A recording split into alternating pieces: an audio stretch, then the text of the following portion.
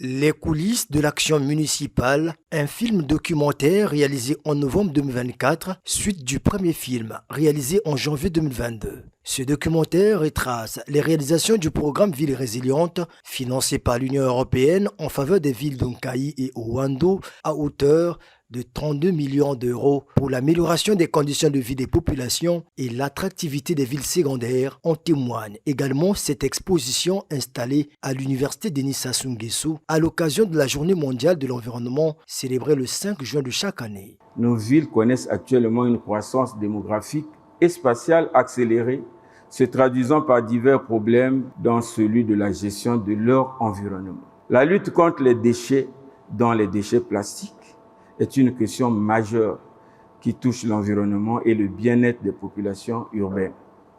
Pour apporter notre modeste contribution à cette lutte, nos jeunes étudiants se sont déployés très tôt ce matin autour du marché du carrefour de la commune de Kintélé, accompagnés de leurs enseignants pour procéder au ramassage des déchets plastiques et ainsi sensibiliser la population sur leurs dangers et la nécessité de bien les gérer.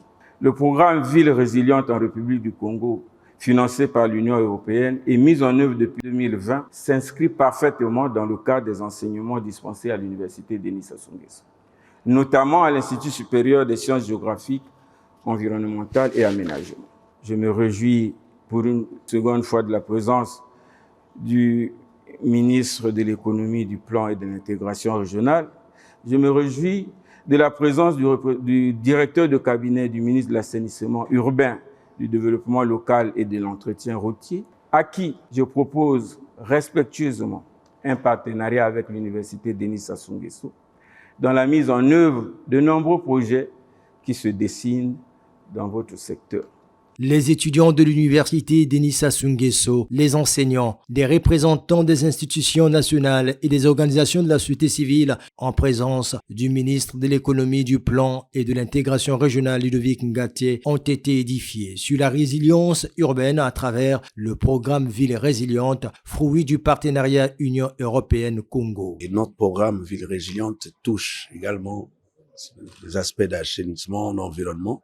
C'est pourquoi notre partenaire, l'Union européenne, a bien voulu, ensemble avec nous, travailler avec les autorités de l'université Denis Sassou Nguesso pour donner cette opportunité aux jeunes en formation, aux étudiants, de comprendre ce que nous faisons, d'échanger avec nous pour qu'ils aient également plus de ce qui est scientifique, des cas pratiques sur du concret autour du projet Ville Résiliente. Et ce programme est basé sur 3 piliers.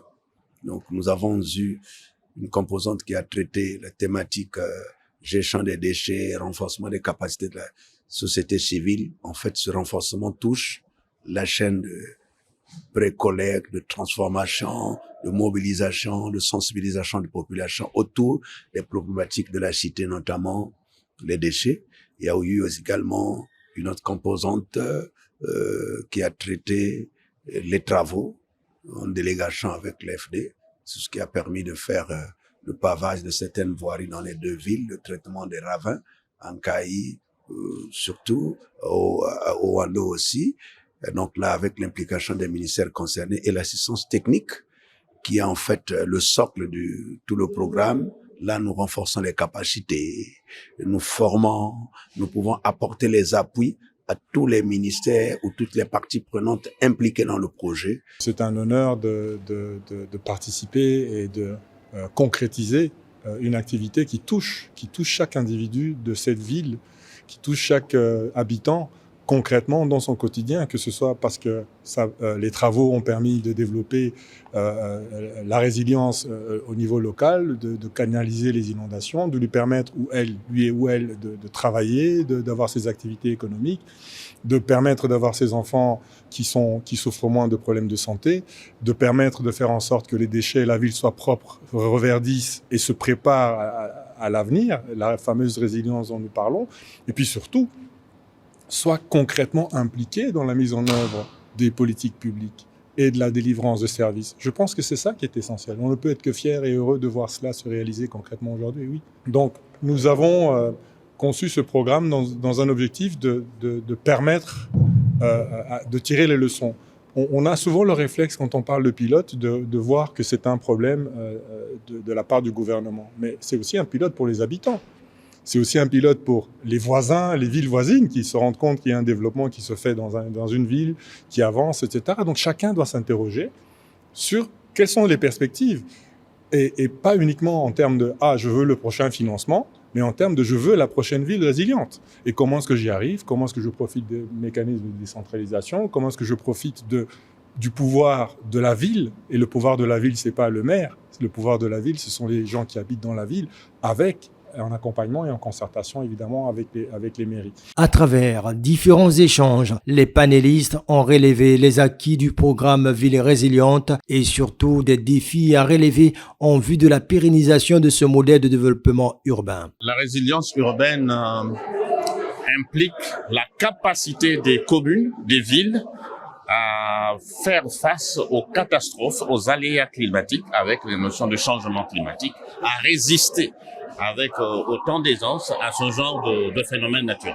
Nous avons aujourd'hui des villes verdies, arborées. Nous avons des villes dotées des ouvrages d'assainissement modernes. Nous avons des villes dotées des services de gestion de collecte de déchets optimisés. Et nous avons des villes qui ont acquis certaines compétences en matière de gouvernance urbaine. Aujourd'hui, avec la gouvernance participative, il est question que les programmes et les budgets de la mairie prennent en compte les nouvelles donnes par rapport à l'environnement et à l'assainissement. Ouando a bénéficié des équipements sanitaires. Et il faut que la mairie continue à encourager la population à aller vers ces équipements.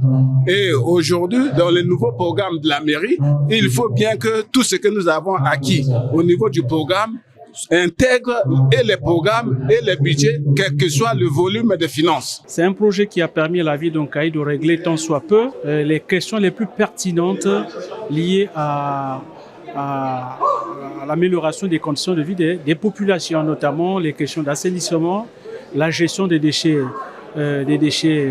ou des ordures ménagères. Nous sommes en voie d'élaboration des documents pour que nous puissions regarder comment asseoir de nouvelles politiques pour la pérennité et de ces acquis-là. Et donc c'est ça le défi que nous avons à relever parce que c'est assujetti à un peu d'argent. Alors il s'avère qu'aujourd'hui les collectivités locales traversent des moments très difficiles. La participation citoyenne et la gestion des déchets ont été au cœur de ce programme novateur qui a également eu un impact considérable sur les populations et placé la société civile au centre du développement local. Nous sommes partenaires avec la mairie de Nkayi en ce qui concerne la gestion des déchets. Nous avons une délégation de service public et c'est à travers cette collaboration que nous avons été sélectionnés parmi les acteurs de mise en œuvre du programme Ville résiliente. La collecte, nous la faisons de façon organisée.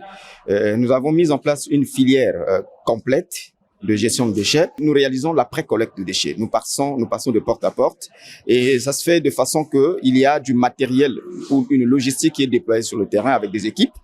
Et ces équipes passent à une fréquence définie à 2 fois par semaine par ménage, donc par bénéficiaire. Ensuite, ces déchets sont pris du point de production vers les atomes. Et au niveau des atomes, nous réalisons en quelque sorte un tri à ce niveau-là. Et à travers ce tri, il y a une portion des déchets qui est valorisée en charbon écologique et une autre portion en compost. Mais entre-temps, nous avons mieux réfléchi que pour relever un défi qui soit rationalisé sur cette valorisation de déchets, nous avons donc implanté au niveau des ménages des composteurs et nous avons sensibiliser la population et former en ce qui concerne le tri sélectif à domicile. Sur cette table ronde, des enseignants-chercheurs de l'université Denis Sassou Nguesso ont évoqué la question relative à la planification urbaine. Quand on parle de gouvernance aujourd'hui, on met en avant l'idée qu'un territoire, une ville, ce sont d'abord des hommes, des acteurs, des personnes qui travaillent, qui ont un rôle à jouer, qui ont leur pierre à apporter à l'édifice. Et vu sur cet angle-là, cela voudrait dire que lorsqu'on a des plans, on a parlé de planification, on a des outils de planification, on a une stratégie de développement, on a, quelle que soit la politique qu'on veut mener, il faut absolument qu'on tienne compte des acteurs locaux. Le programme Ville résiliente pour les étudiants des instituts supérieurs des sciences géographiques, environnementales et aménagement et d'architecture, urbanisme, bâtiments et travaux publics répond aux exigences de l'heure. Ce programme doit permettre à chacune de nos villes de surmonter ou sinon de pouvoir mettre en place des moyens qui puissent nous permettre de lutter contre l'érosion, par exemple. Co-organisé par l'Université Denis Sassou Nguesso et la délégation de l'Union européenne au Congo, aussi dans le cadre du mois de l'Europe, cette activité a permis à l'assistance de comprendre des enjeux de ce projet, fruit du partenariat Union européenne-Congo.